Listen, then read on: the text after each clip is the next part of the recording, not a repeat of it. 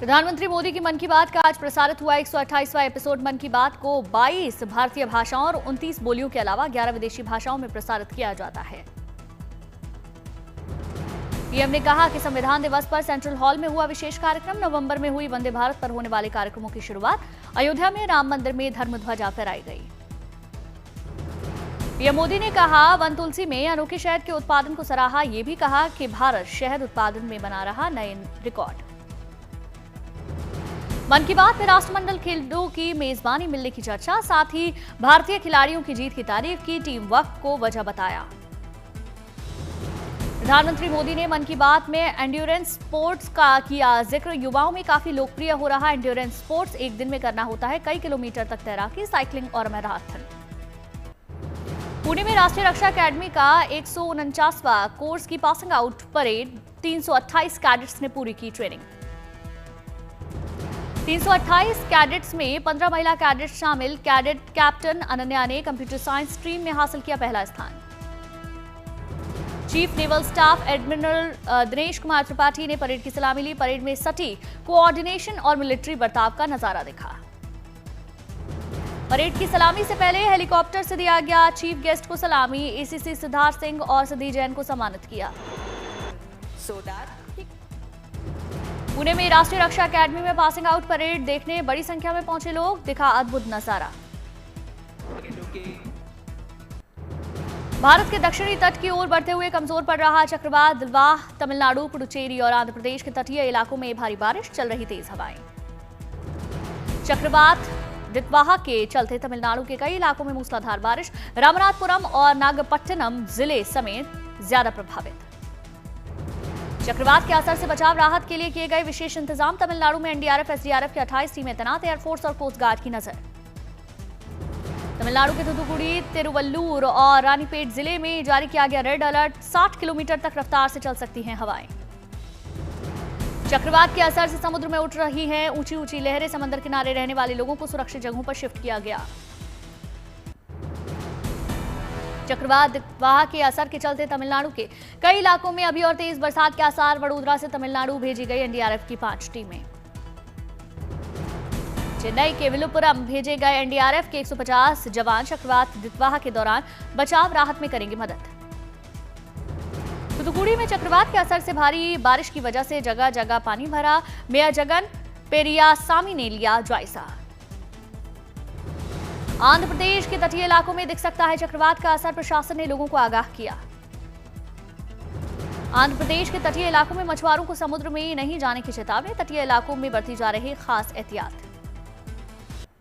चक्रवात दितवाह से प्रभावित श्रीलंका के इलाकों में बड़े पैमाने पर राहत बचाव जारी। लापता लोगों की हो रही तलाश।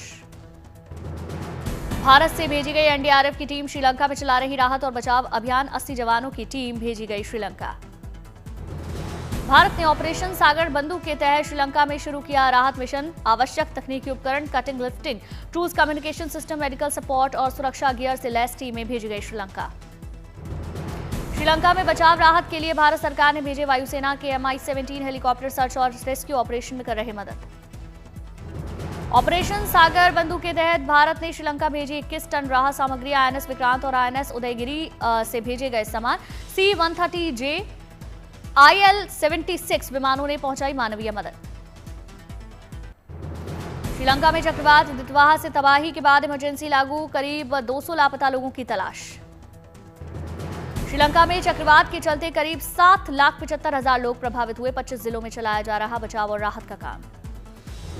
श्रीलंका में करीब 800 राहत शिविरों में रखे गए 1 लाख लोग। 100 मिलीमीटर से ज्यादा जगह के कारण जगह जगह जलभराव।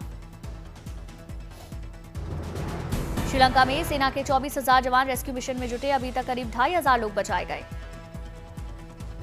श्रीलंका में चक्रवात से हुए नुकसान के बाद दुनिया ने बढ़ाया मदद का हाथ। अमेरिका ने $20 लाख की सहायता देने का किया ऐलान। मालदीव ने भी $50,000 की मदद की घोषणा की।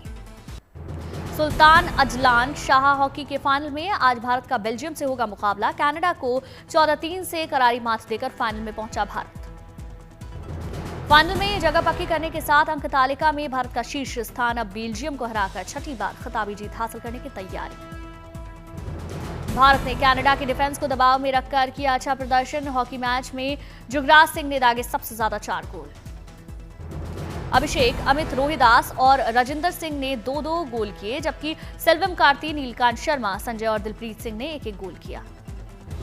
इस टूर्नामेंट के लिए सीनियर स्टार खिलाड़ियों को दिया गया आराम। युवा खिलाड़ियों पर थी बेहतरीन प्रदर्शन की जिम्मेदारी।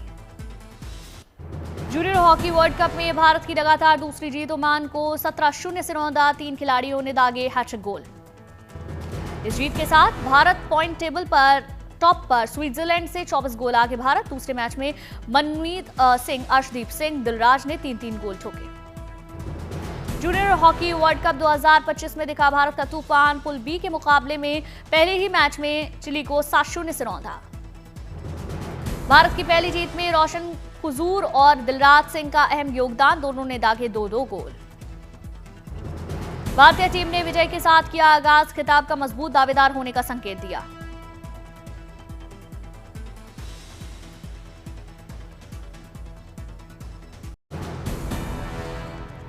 अहमदाबाद में रन फॉर सोल्जर्स का किया गया आयोजन। बॉलीवुड एक्ट्रेस प्रीति झंगियानी और मंदिरा बेदी हुई शामिल। हाफ मैराथन का अडानी ग्रुप ने किया था आयोजन। पूर्व ओलंपियन निशानेबाज गगन नारंग और भारतीय महिला क्रिकेट टीम की खिलाड़ी याशिका भाटिया मौजूद रही। दिल्ली के शांति पथ पर हिंद आयन साइकिल परेड का आयोजन। फिटनेस और देशभक्ति की भावना को बढ़ावा देने के लिए आयोजन। राजस्थान को नई ट्रेन का तोहफा। दिल्ली से जैसलमेर के बीच चलेगी एक्सप्रेस ट्रेन। रेल मंत्री ने हरी झंडी दिखाई।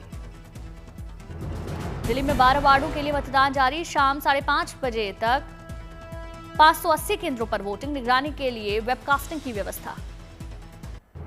सामूहिक विवाह सम्मेलन में आज एमपी के सीएम डॉक्टर मोहन यादव के छोटे बेटे की शादी। 21 जोड़ों के साथ सीएम के पुत्र डॉक्टर अभिमन्यु यादव की खरगोन की डॉक्टर इशिता यादव के साथ शादी। शादी से पहले अभिमन्यु यादव और इशिता यादव बैलगाड़ी में सवार होकर पहुंचे। कार्यक्रम स्थल पर सादगी से शादी करने के निर्णय के जरिए सीएम ने सामाजिक संदेश दिया। उज्जैन के सावरा खेड़ी में आज सामूहिक विवाह सम्मेलन। सादा और सामान्य ढंग से छपे शादी के निमंत्रण कार्ड को लेकर सोशल मीडिया पर चर्चा। विवाह सम्मेलन में पहुंचे साधु संत और राज्यपाल वर वधू को आशीर्वाद दिया। अखाड़ा परिषद की ओर से प्रत्येक दंपति को 1-1 लाख रुपए का शगुन देने की घोषणा। पतंजलि योगपीठ में देगा हर दंपति को 1-1 लाख रुपए।